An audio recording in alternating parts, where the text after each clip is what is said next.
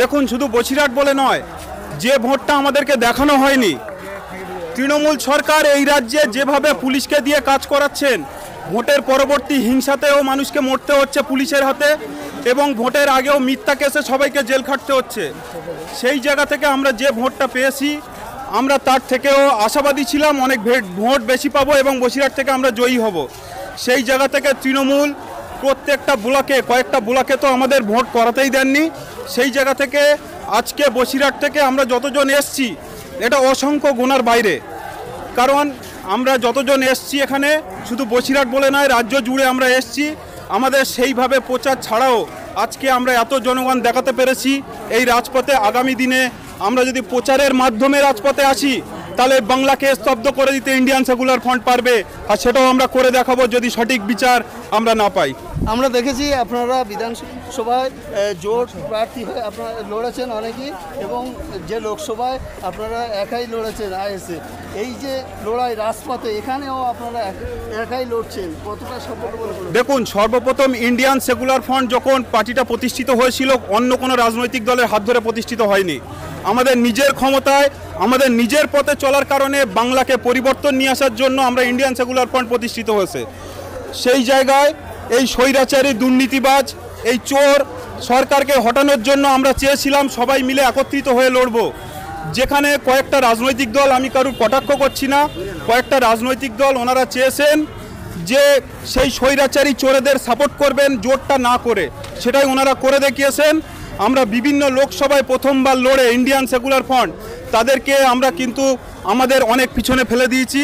আগামী দিনে আরও দেখাবো, আমরা আহ্বান করবো আসার জন্য। তবুও ওনারা যদি এই স্বৈরাচার চোরেদের সঙ্গে সাপোর্ট করেন তাহলে আসবেন না, যদি না করেন, মনে করেন তাদেরকে সরাতে হবে, তাহলে নিশ্চয়ই আসবেন, আমরা একসঙ্গেই লড়বো। আপনারা নতুন দল হয়ে আমরা দেখলাম যে এই যে লোকসভা ভোট পেয়েছে, সেই লোকসভা ভোটে মথুরাপুর লোকসভা এবং জয়নগর, বসিরহাট এবং বারাসাত, এই চারটে লোকসভায় আপনারা নজর কাড়ার মতন একটা ভোট পেয়েছেন। কী বলবেন এই বিষয়ে, কতটা আপনারা খুশি? দেখুন, আমাদের 17টা ক্যান্ডিডেট ছিল, তৃণমূল কংগ্রেস 42টা ক্যান্ডিডেটে 42টা জেতা কখনোই সম্ভব যেমন ছিল না। আমাদের 17টাও আমরা জেতার জন্য, লড়াই করার জন্য, দেখার জন্য আমরা লড়েছি। সেখানে কিছু কিছু কেন্দ্র যে ফল আমরা পেয়েছি, সেই জায়গা থেকে আজকে এটা প্রমাণিত। আমাদেরকে ভোট না দেওয়ার কারণেও, মিথ্যা কেস দিয়ে জেল খাটানোর পরেও আমরা যে ভোটটা আদায় করে নিয়ে এসেছি কিছু কেন্দ্র থেকে, এটা সত্যি ইন্ডিয়ান সেকুলার ফ্রন্ট আমাদের গর্ব। আর আমরা আমাদের এই গর্ব, আমাদের কর্মী, আমাদের যত জনগণ আছেন, বাংলার প্রত্যেকটা মানুষকে বলবো, আপনারা এই স্বৈরাচার চোরকে সরিয়ে ইন্ডিয়ান সেকুলার ফ্রন্টের সাথে আসুন। যারা সমাজ পরিবর্তনের লক্ষ্যে এসছেন, আমরাই সেই ইন্ডিয়ান সেকুলার ফ্রন্ট, আমাদের সঙ্গে আসুন, সমাজটা পরিবর্তন করেই দেখাবো। আমরা দেখেছি যে আবু সিদ্দিক মারা যাওয়া প্রায় 60 দিন হতে চলেছে, কিন্তু মুখ্যমন্ত্রী এখনো একটা বাক্য শব্দ উচ্চারণ করলেন না। দেখুন, মুখ্যমন্ত্রী শুধু কি জানেন, মুখ্যমন্ত্রী জানেন ওনার ভাইপোকে কিভাবে বাঁচাবে। ওনার ভাইপো সরাসরিভাবে চোরের সঙ্গে যুক্ত আছে। ওনার ভাইপো পাচার, গরু পাচার থেকে শুরু করে বালি পাচার সব কিছুই যুক্ত আছে। যদি উনি যুক্তই না থাকবেন, তাহলে ওনাকে ইডির চিঠি বারবার বাড়িতে কেন যায়, এই জবাবটাও ওনাকে দিতে হবে। উনি সোনা পাচার থেকে শুরু করে ওনার ফ্যামিলি সব জায়গায় যুক্ত আছেন, আমরা নিজে চোখে দেখেছি, অস্বীকার করার জায়গা নেই। সেই জায়গা থেকে মমতা ব্যানার্জি মুখ্যমন্ত্রী, তিনি তার ভাইপোকে বাঁচানোর জন্য ব্যস্ত হবেন নাকি রাজ্যবাসীকে, সেটাই উনি ভাবুক। তবে রাজ্যবাসীকে যতদিন উনি রাজ্যবাসীর সঙ্গে না থাকবেন, আমরা ছাড়বো না। আমরা এই পথে নেমেছি, আমরা আরও নামবো। এই রাজ্যবাসীকে যেভাবে অধিকার আছে, রাজ্যবাসীর অধিকার রাজ্যকে ফিরিয়ে দিতে হবে, সেটা আমরা তার জন্যই আছি, লড়াইতে থাকবো। আমরা আগে দেখলাম যেখানে মৃত্যু হতো এবং যা হতো বিজেপির তরফ থেকে শুভেন্দু অধিকারী যেত, কিন্তু এখানে এত বড় ভোটে গেল, সেখানে বিজেপির তরফ থেকে কেউ গেল না। দেখুন, একই প্লেটে খাওয়া বিজেপি আর তৃণমূল, আমরা দুজনের কাউকে বিশ্বাস করি না। আমরা একটাই জিনিস বিশ্বাস করি, নীতিতে বিশ্বাস করি, যে নীতি মানুষের পাশে দাঁড়ায়, মানুষের সহযোগিতা করে, মিথ্যা কেস খাটাতে পারে না, আমরা সেই নীতিতে বিশ্বাস করি।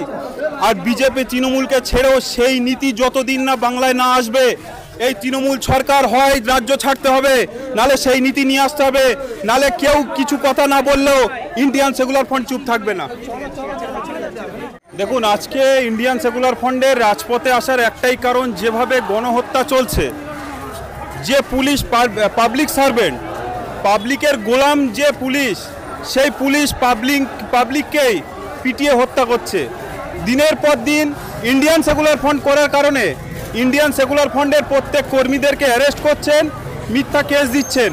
আমরা এই গণপিটনি এবং শুধু ইন্ডিয়ান সেকুলার ফ্রন্ট বলে নয়, যে কোনো কেউ যখন রাজনীতিতে এসছেন তিনি কিন্তু সর্বপ্রথম ভারতীয় নাগরিক হয়েছেন, তারপরে রাজনীতি জয়েন করেছেন। সুতরাং এই ভারতীয় নাগরিক এবং কোনো রাজনৈতিক কর্মীদের ওপর যেভাবে হামলা চালাচ্ছেন, আমরা এটা কোনোভাবে মেনে নেব না। এবং এর প্রতিবাদে যে পুলিশ গণহত্যাভাবে আমাদের কর্মীকে হত্যা করেছেন তার অ্যারেস্ট চাই। তার জন্য আমরা রাজপথে নেমেছি। এই লড়াই আমাদের জারি থাকবে যতক্ষণ না অ্যারেস্ট না হবে। এর থেকে বড় মিছিল আমরা বার করে দেখাবো। বসিরহাটে কত মানুষ এনেছেন?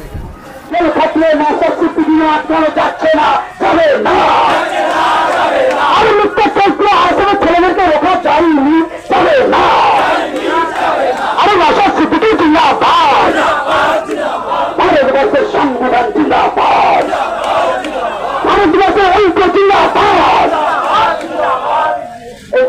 সাম্প্রদায়িক বিভেদকারী সরকার আর নয়, এই তো মন্ত্রে দাঁড়াচ্ছি, আর নয়, আর নয়, ধর্মীয় বিভেদকারী সরকার আর নয়, আর নয়। ক্ষমতা দিয়ে সংখ্যালঘুদেরকে বোকা বানানো চলছে না, চলবে না।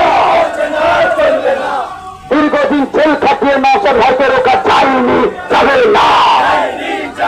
আলিস কেন খুললে শাস্তি পেলে না কেন? পুলিশ মন্ত্রী জবাব দেয়। আবু সাহেব খানের ভাইয়ের হত্যাকারীরা শাস্তি পাচ্ছে না কেন? পুলিশ মন্ত্রী জবাব দেয়। এই ইনকিলাব জিন্দাবাদ, নওশাদ সিদ্দিকী জিন্দাবাদ, আওয়াজ জিন্দাবাদ।